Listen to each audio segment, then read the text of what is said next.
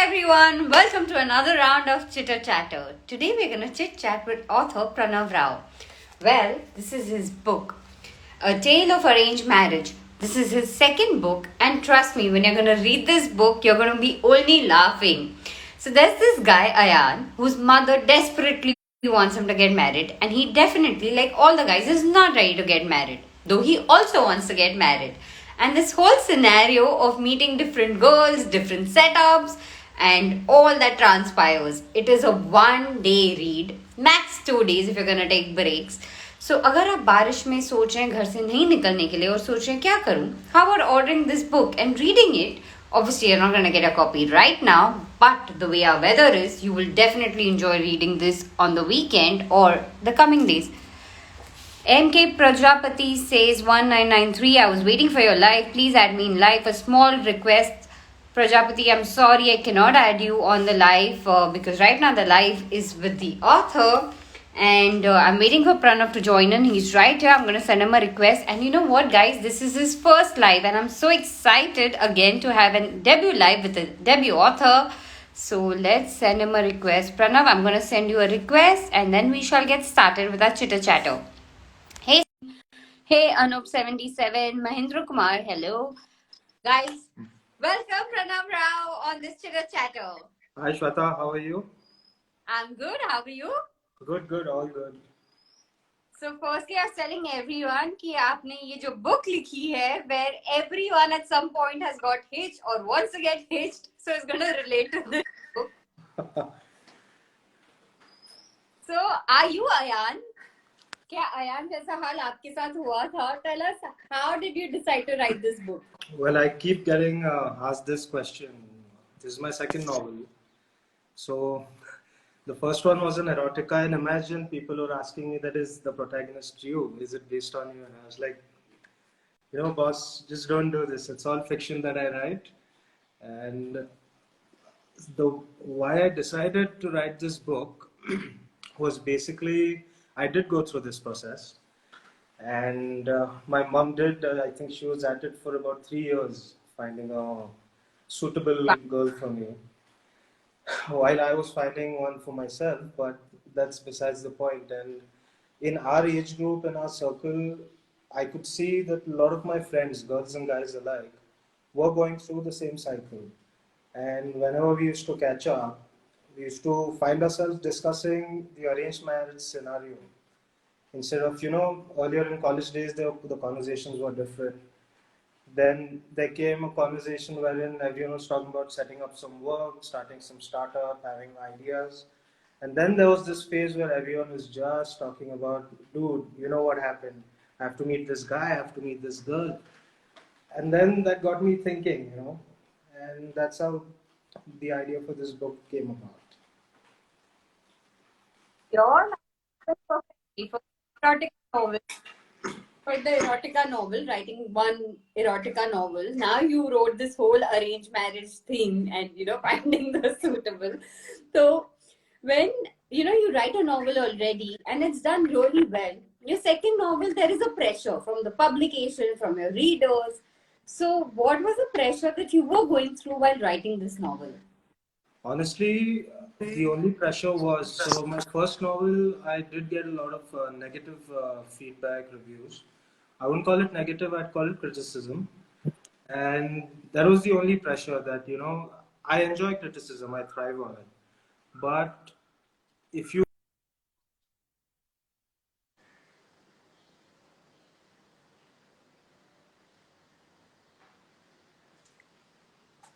can't. Okay, first you thrive on criticism. You said you thrive on criticism, and then we lost you. So you'll have to do a take two on that. So there are two ways one can go about life, right? I mean, everyone has to face criticism, and rightly so, because everyone's growing, everyone's learning, getting better. So you either take the criticism, learn from it, or you dwell on it and then you just sit on it and continue doing the same thing again and again and again. So that was the only pressure, that I don't repeat the same mistakes again I wouldn't call them mistakes, but I wouldn't repeat the same amateur writing in the second one. was the only pressure I had. Otherwise, I don't get pressurized very easily. So. So now that you realize you didn't want to repeat the immature writing, and I would say that this writing was quite mature. I really enjoyed. I wouldn't call it like a debutant or anything. Even if I had not read that, you've written a novel prior to this. The whole setup was very nice. I think it was a perfect sitcom where I was actually enjoying. By the end of it, I was sympathizing with Ayan. हालांकि बेचारे को छोड़ दो, let him not meet girls anymore. So, as a writer, definitely you must. I haven't read the first one, but definitely it didn't look like a debutant or immature at any point. And guys, definitely you're going to enjoy this book. So, after our chitter chatter, do go online, buy this book, and he thrives on criticism. So, you can DM him if you have any criticism. I thrive on it. I do not welcome it, but I do thrive on it. Okay, so don't give unnecessary criticism because he doesn't welcome it, but he thrives on it. So if you have something important which is worth it, only then tell him. When it comes to me, flattery takes you everywhere. So flattery is on the world. So guys, flattery, criticism, whatever it is, do buy your book, do read it, and do let him know, DM him what you've liked, what you've not liked. Because I'm going to be a little biased because I really enjoyed the book. I had in one day completed the book and I was like laughing. So my next question, this is your second book. What's happening next? Like, are you already working on something or what is in process? Well, I am working on a third novel. And so now I've written an erotica, I've written a funny satirical take on the process of arranged marriage. So I'm thinking the third one should be a little on the heavier side and not make people laugh, instead make them think a bit more on the more serious subjects of society, if I may. So that's under honing right now. It's very early days, but hopefully in about 6 months' time, that should be ready for me to submit to publishers. So yeah, that's more on philosophy, like a take on way of life, or the daily issues that we face, the battles that we face within. Each one of us has different battles. It's just basically how to go about them in a mature or better way that you can just, you get one life, enjoy it, and don't sit sulking or whining, just move on. Shit happens. It's all right. So it's basically on those lines.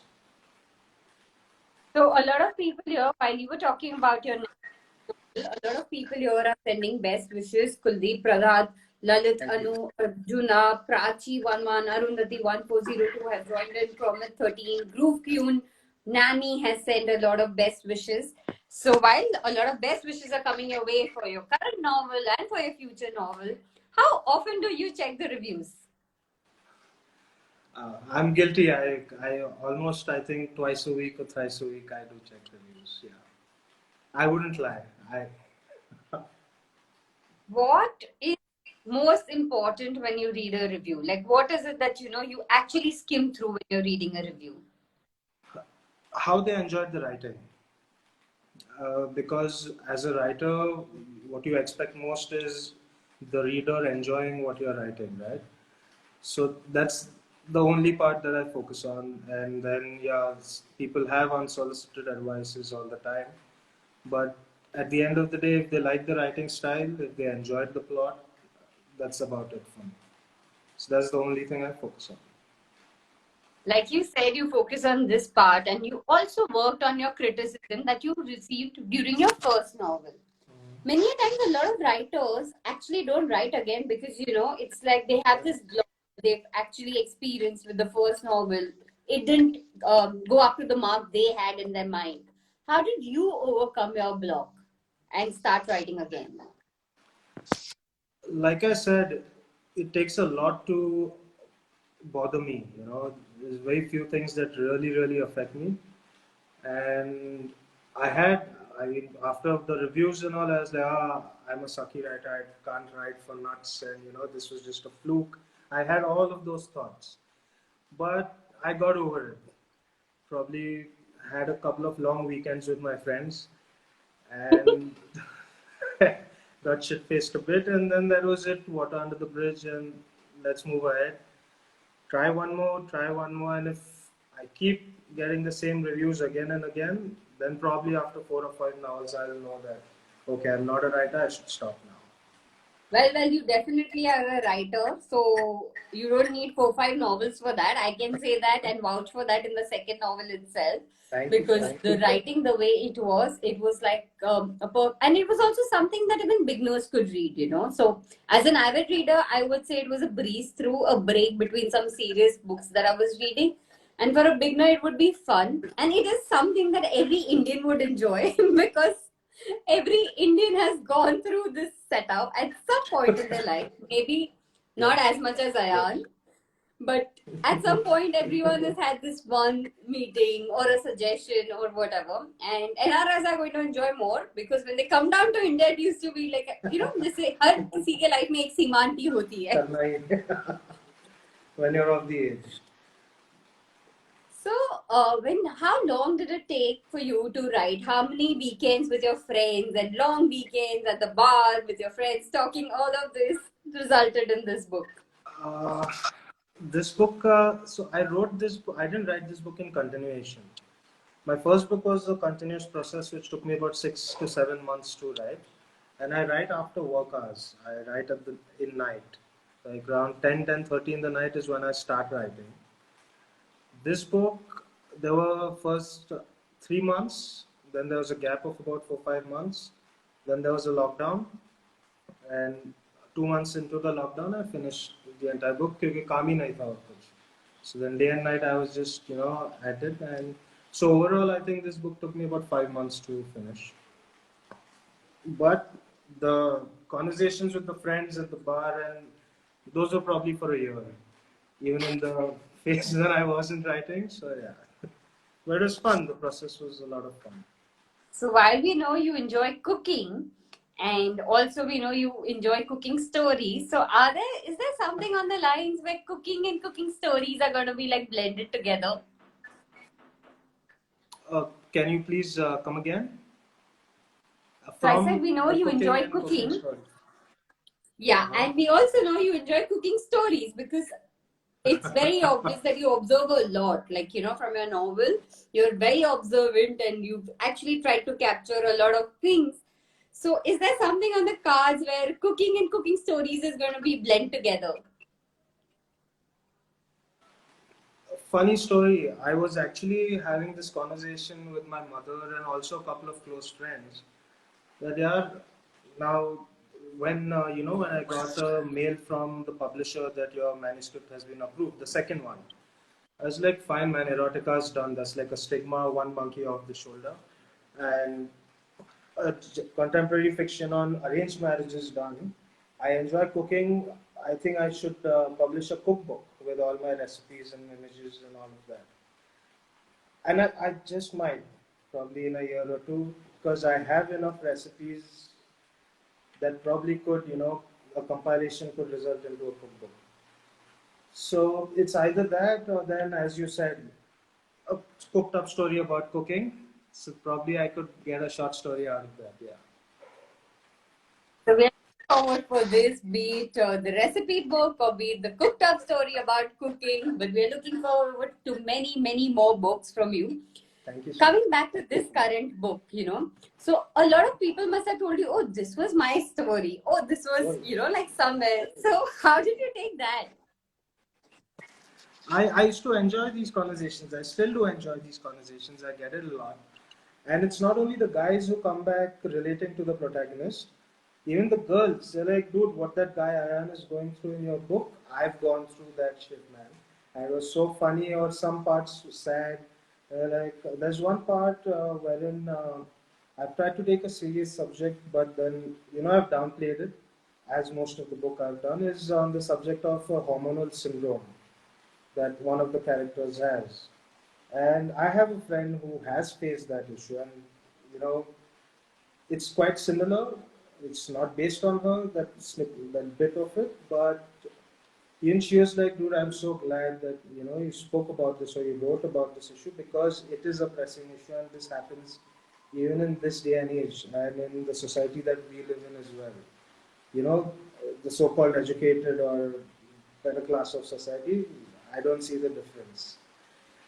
But on the lighter side, we have a lot of conversations when people relate to it.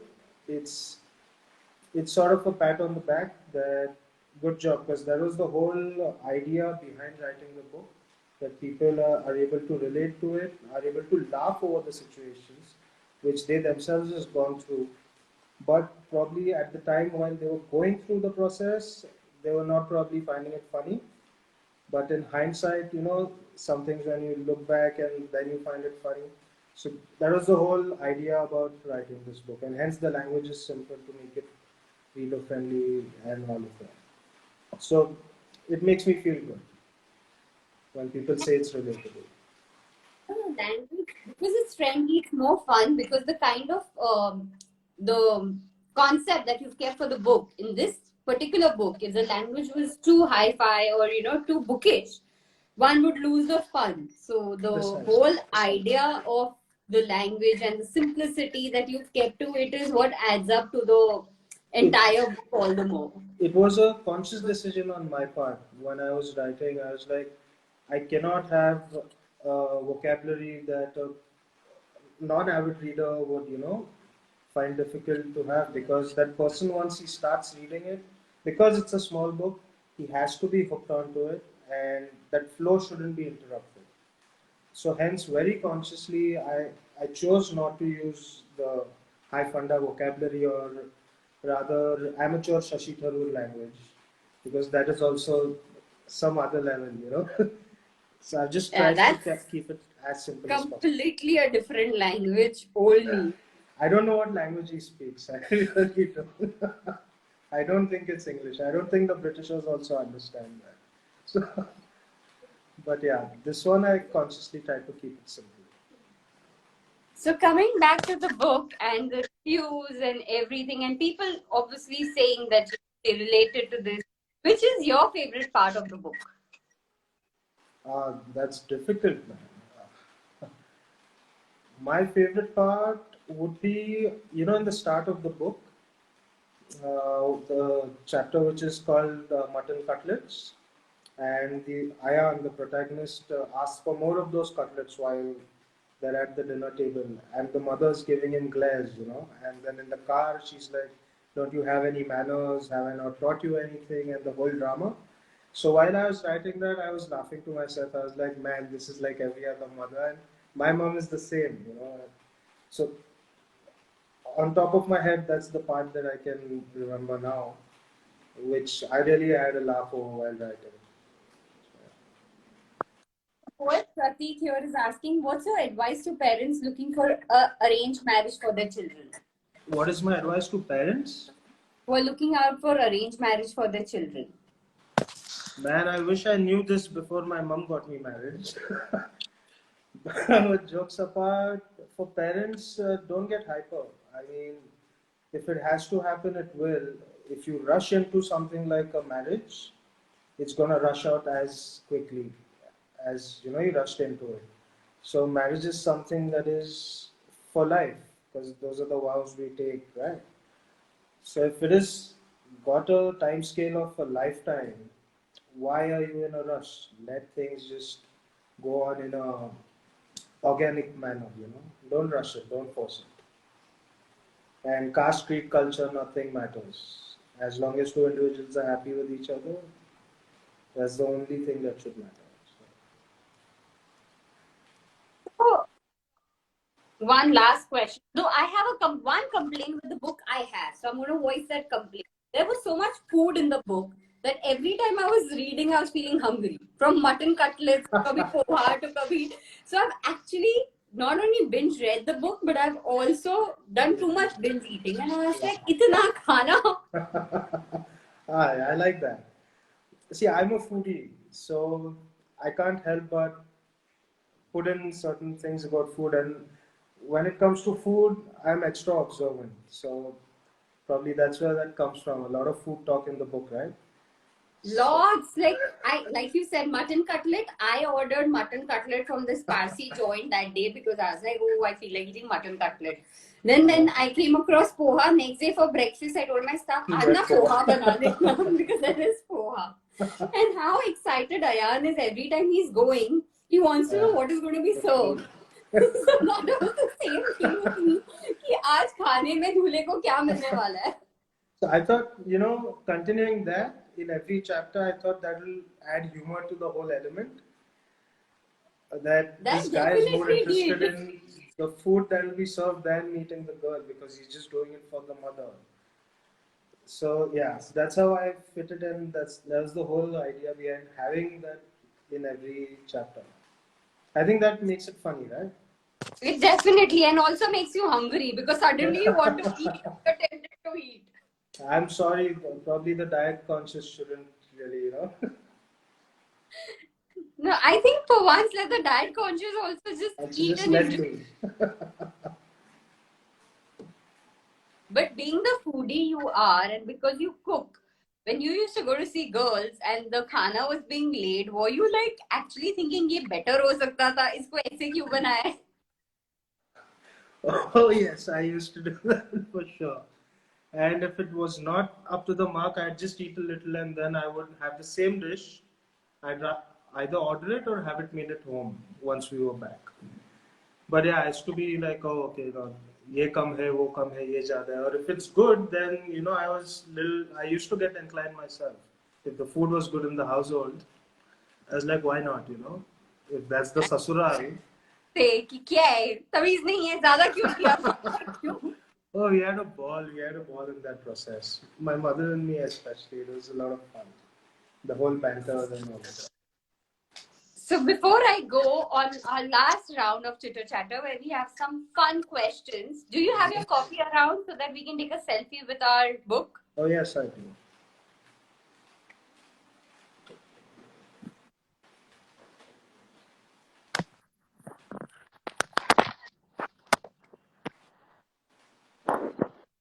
And now that we've had a selfie moment, let's go to the rapid fire round, where I'm going to ask you some questions and you don't have enough time to think. And if you win the round, you're going to send me some good food that you've cooked. Definitely. Oh, so if I win, you get the food. Nice, interesting. If you don't win, double the cooked food. All right. Agreed. So your favorite series when it comes to reading? Series of books? Yeah, it was Inchato, but I don't want to sound boring. As a child, I loved Harry Potter. I think everyone did. I was too late in life. I actually read Harry Potter now. And that too, I've still read Harry only... Potter. Come again? So, I said I was too late in life. I read Harry Potter now. Yeah, I mean, the way it's written, it's incredible. It just hooks you on, The whole series. Book of all time. Book of all times? I would say Mastery by Robert Greene. How do you choose your... How do I? How do you choose your next read? How do I choose my next read? Well, there's so many in line already, so I don't really have to choose. It's just one after the other.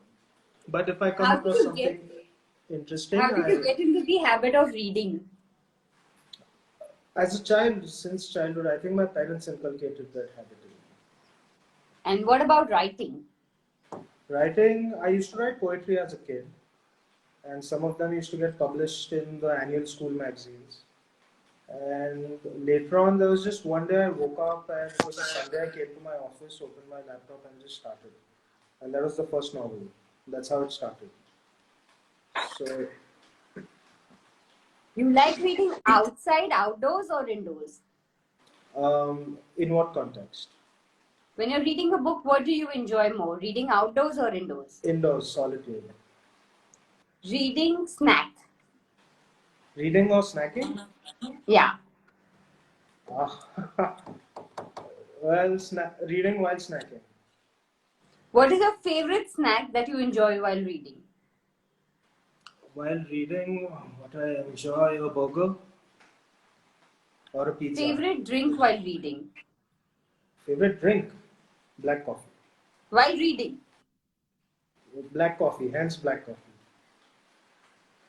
I'm like, before you reach the bar, let me correct while reading. Hence black coffee. Yeah. Series or standalone books? It depends. Not. I'm not too finicky about it. What was your last read? My last read was *Sapiens*. Took me a while, but yeah. Your current read? My current read is right there. It's called *The Laws of Human Nature* by Robert Greene. I'm a big fan What is of your Robert next Greene. read? My next read is *Behave*. You're like on a full this, like, the last one was Homo sapien, current is. I read mostly non-fiction. I used to read fiction as a kid. I write fiction, but I enjoy reading non-fiction.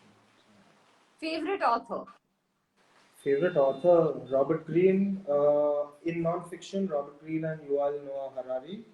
In fiction, Charles Bukowski, Hemingway, and Fitzgerald.